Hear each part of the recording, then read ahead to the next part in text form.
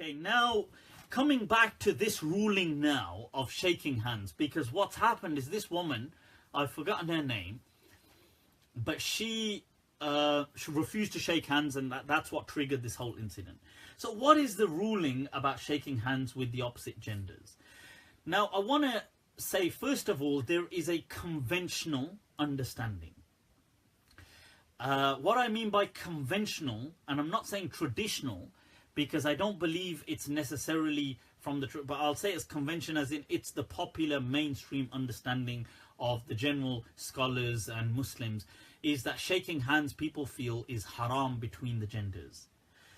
Then you have an analytical view.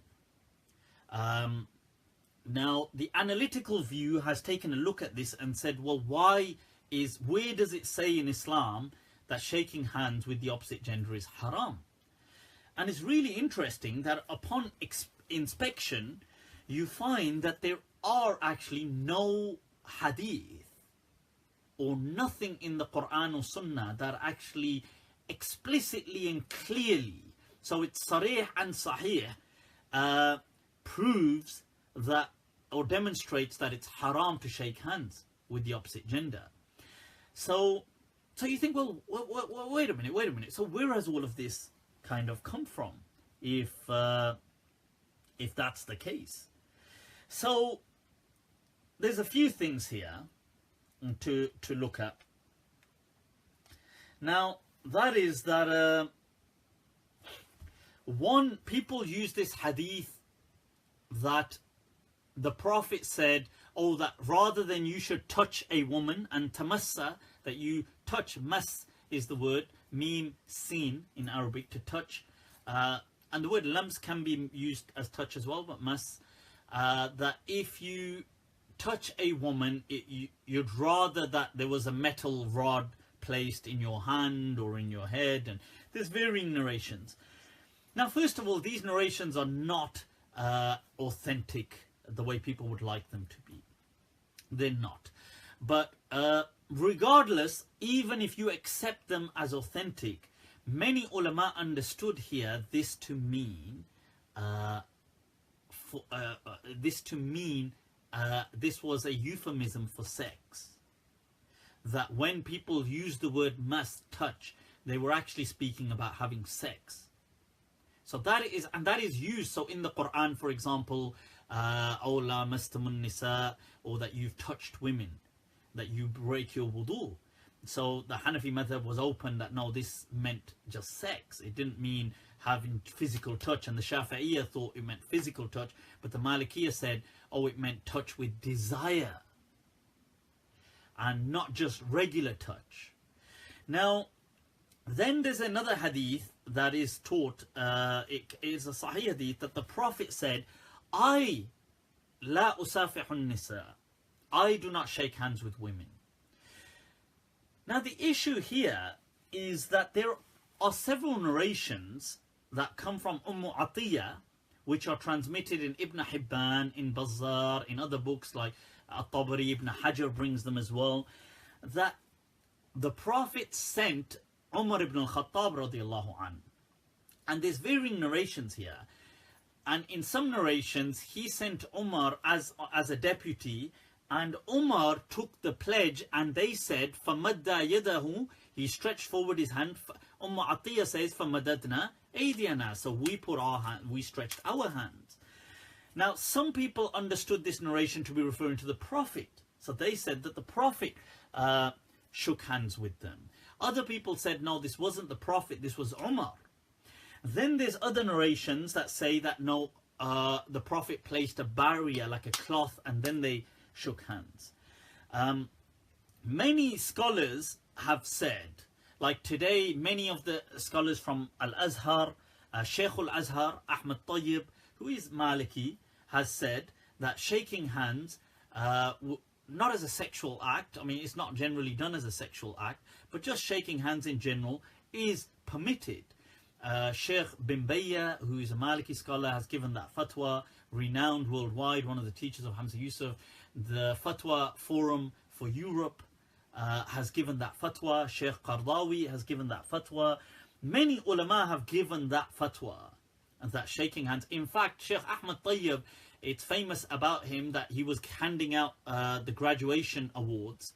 He's the Sheikh of Al-Azhar, and he was shaking the hands, and it came to one of the female students, and she refused to shake his hand.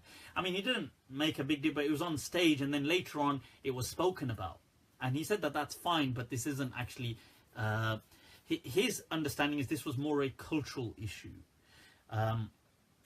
Now, there's also another story. There's a member of the kind of Islamic Research Council in Al-Azhar and a former wakil of Al-Azhar. His name is Sheikh Mahmoud Ashur.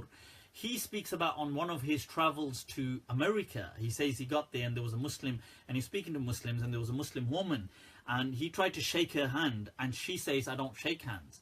And he said, oh, okay. And she said, it's haram. And he said, well, if you're going to take rulings like that in this literal way, then he said, can I ask, why are you living in this country? Because there's also hadith that would say it's haram to live in these lands. But you would say, oh, but those hadith don't mean that. So it's interesting. I mean, he speaks about that. That's available online. He also... Sheikh al-Azhar and a lot of these mashayikh say that they use the evidences of the hadith of Umar from Atiyah, that she used to shake hands, that the women did place their hands on his hand. Also the hadith that when you go somewhere, bashiru wa la tunaffiru, do not frighten people away, and if it is a custom. And also the ayah of the Quran, wa idha huyyitum bi tahiyya, that if you are given a greeting, fahayyu بِأَحْسَنِ مِنْهَا, then give a better greeting, or rudduha, or at least return it. They also use the evidences that Abu Musa al-Ash'ari, which is in Bukhari, they use this. So Yusuf al-Qardawi uses this as his reasoning as well, that Abu Musa al-Ash'ari during the Hajj had a woman from the tribe of who was Ash'ari, from the tribe of the Ash'ariyin, to kind of fix his hair, because they used to do tafliya. Tafliya was because a lot of the men used to have long hair. They would get sometimes either lice or sometimes some kind of, they would get certain things that would come in their hair. So every once in a while people would go through their hair and just make sure everything's clean, and a lot of the men would have braids. I keep forgetting what we call those things, a bit like those, I don't know whether they call them, I forgot now, I think, but anyway, they're kind of like the braids that men wear. But so a lot of the companions were like that, and even the Prophet used to have braids. So this tafliyatul ra's was a common practice done time to time when men would open up their braids. So somebody would go through the hair, make sure and straighten it all out. And so Abu Musa al-Ash'ari had a woman doing that whilst he was on Hajj, whilst he was muhrim. And then you see what's really interesting is the hadith in Sahihain that the Prophet sallallahu alaihi wasallam, Hiram, who is an aunt of Anas, she would do that with the Prophet. Now that's a really interesting hadith, because Hiram bint Milhan, how did the scholars really struggled with this one. So they really didn't know how to respond to it. Because in some hadith, because the Prophet would go there,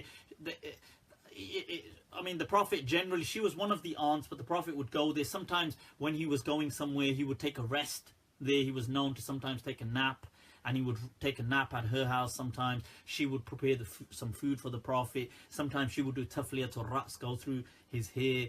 And there was one narration that the Prophet was really tired and he fell asleep, and there was a narration that he fell asleep with his head in her lap. But the general narrations do speak about the tafliya. Now Qadi Iyad brings a lot of these narrations in the Shifa. And then obviously the huge conundrum of how do we answer this. So scholars have really struggled massively to answer that. And what's interesting is Ibn Abdul Barr tried to say maybe she was like a foster sister of the Prophet through this foster relationship. And later scholars like Hafid al-Dumyati really go out tearing that argument, saying this is nonsense, because how could have she been a foster sister? And he goes through the whole the kind of chains of the lineage, showing that she was related at such a distance, but that didn't make her a mahram.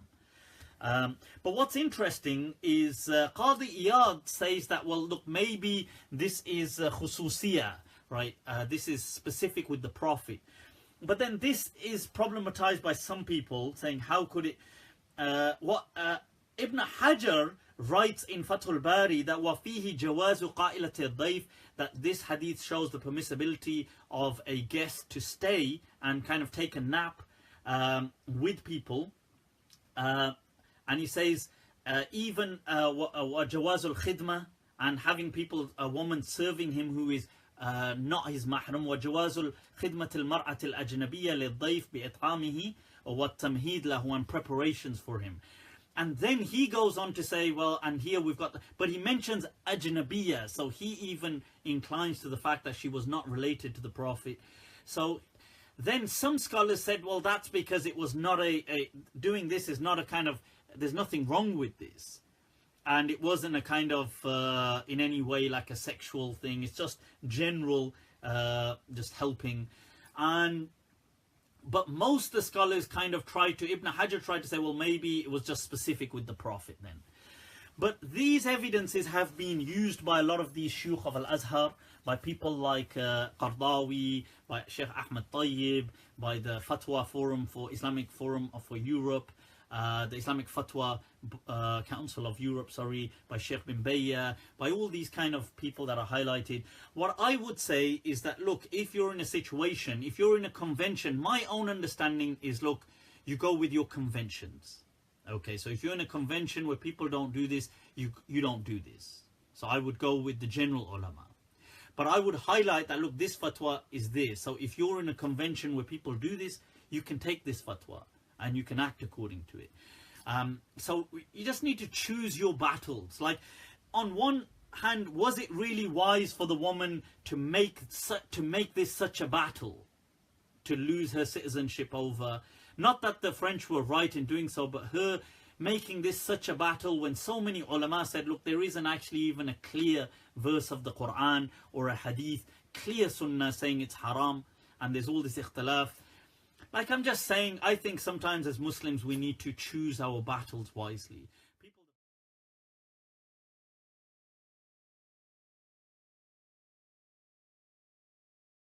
I read somewhere in Netherlands, I think it was in Netherlands, I read it on social media, it was a newspaper, saying that they're going to introduce a law to say that for naturalization, so when you take up residency and you become naturalized, you take up citizenship, that you must shake hands. So that's the handshake.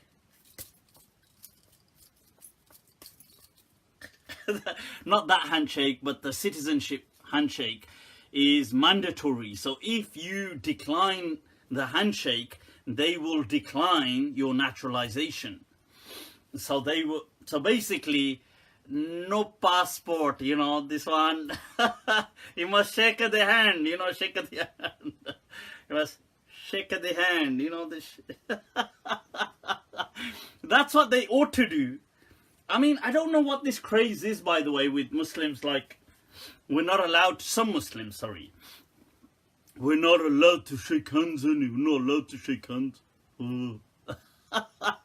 What they ought to do is go shake their hands and just do that one, that. And then go, welcome. You welcome me to the Netherlands. Right, so there is nothing, you know, look, there is nothing in the Quran or Sunnah that states shaking hands with the opposite gender is haram. Okay, nothing. La shay. Okay, as surprising as that may sound, there is nothing. Not one sahih, sarih hadith, right, from the Sunnah that can stand, that cannot be criticized, not one. And there's nothing in the Quran. In fact, there's arguably hadith which demonstrate the contrary. There's hadith of which, and I've got a whole segment on this on YouTube where I'm speaking about, I've covered it previously in depth.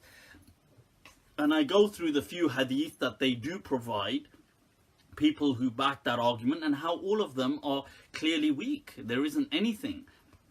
And the statements and the actions of people like Abu Bakr radiallahu an, Umar radiallahu, that they were taking bay'ah, that they were shaking hands with the opposite gender and things like this. So people, there is culture, I accept there's Muslim culture, but there's nothing, I don't think people need to freak out.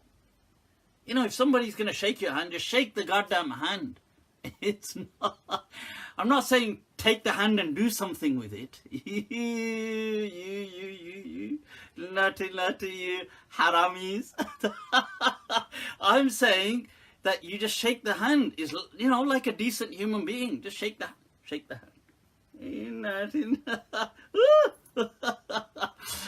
Right, so you don't need to kind of do anything with the hand, like the person's not noticing. And then he's like, huh? Where did my hand just go? Huh? It's like, and then after a while, they're like, you're like wiping you got the hand coming down. And he's trying to naturalize some more citizens. And you've got a hand coming down like this. Right, so I think there's nothing, people need to stop freaking out over stuff that is not stuff to freak out over. Stop creating a scene. Stop being drama queens. Right, so they could just shake the goddamn hand. There's nothing to it, okay? You don't get pregnant by shaking hands. So yeah, that's interesting. What else is going down, people?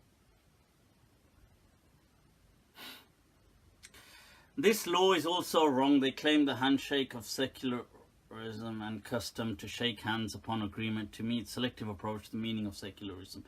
It is, look, I think if we can't shake hands, we can just hug them instead. Of course.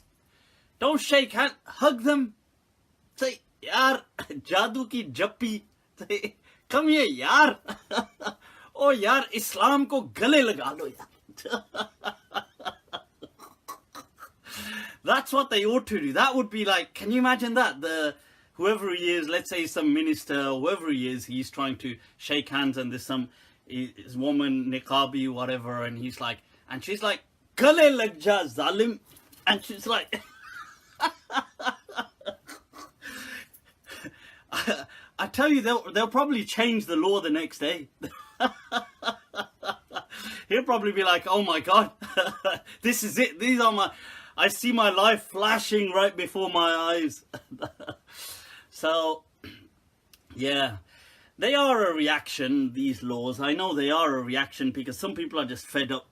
But we have to understand, you know, I think, look, you know what it is? I think we are too often the minority, so we don't see the picture from the other end. The truth is that, look, if you, let's say, even if you take Muslim areas, let's say us, wherever we live, in the West, wherever that is, whether it's the UK or America or, I don't know, wherever in Europe. So let's take the UK as an example, good example. Let's say we've got Birmingham. All right, represent. All right. But let's say you've got now Birmingham, the heart of England, people. The heart of England. Right, so now you go to the heart of Birmingham, Alum Rock.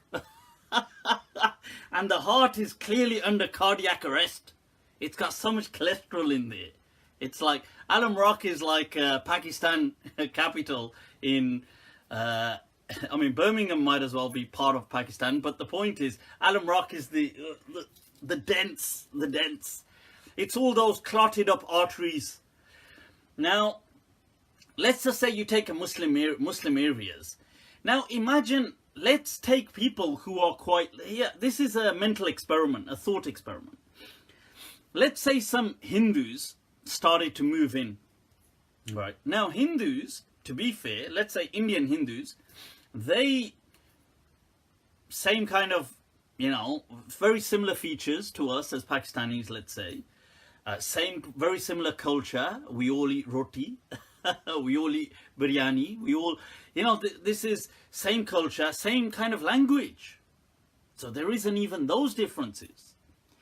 Now imagine these Hindus started to move in and they were living, let's say, in a certain part of Alam Rock. And they started to live more and more densely.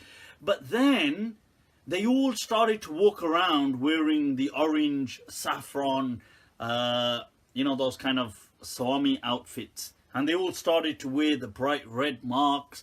And every time you saw a Hindu, he's wearing this bright red mark on his forehead. And he only comes across in the orange suits. And whenever you see them, he says, like they walk up and down Alam Rock Road, let's say, saying, Om, Om, Hare Krishna, Hare Ram, Hare Krishna, Hare Ram.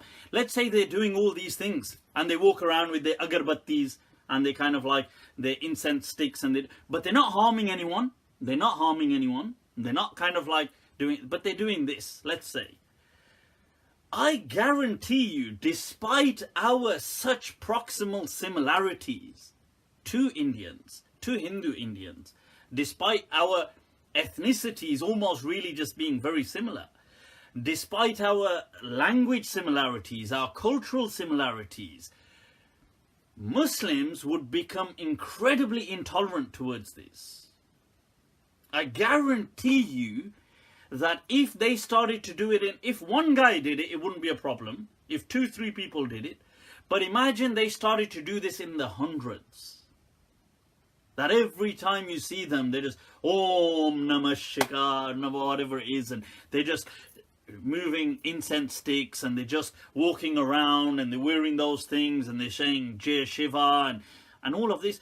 I guarantee you it would start to frustrate a lot of Muslims, because Muslims will say, look, we haven't got a problem with you practicing Hinduism, but why does it have to be so in our face all the time? Now this is the same kind of problem that we're doing with non-Muslims in this country. You see, now, we are doing the same thing. Like, we are just so being in people's face. We're like, it's not enough to say Allahu Akbar. We must have Allahu Akbar plastered on the bus boards. And we must have Allah written everywhere. And we must have... And yet, we're not even culturally the same as these people. We don't have the same cultural background. We're ethnically different. We've got a different skin tone. I mean, we are doing that exact same thing, but to a greater extent. So you have to understand why it does annoy people. Naturally, just run that thought experiment and be honest with yourself. Would you tolerate a large Hindu kind of contingent like that moves in, that kind of becomes so in your face Hindutva Hindu, like very clear, hardline Hindu, always dressing, always in your face, drawing the Hindu symbols everywhere, sticking them up? Would you accept that within your own areas? And the truth is, you wouldn't. I think the majority of Muslims wouldn't in this country. And I'm speaking about in this country. If it was in a Muslim country, they'd probably lynch them. I mean, that shows the tolerance levels. So we have to understand that, yes, people are reacting in Europe as well. We are triggering the far right and these things. But not entirely, but partially, we are to blame as well. Partially.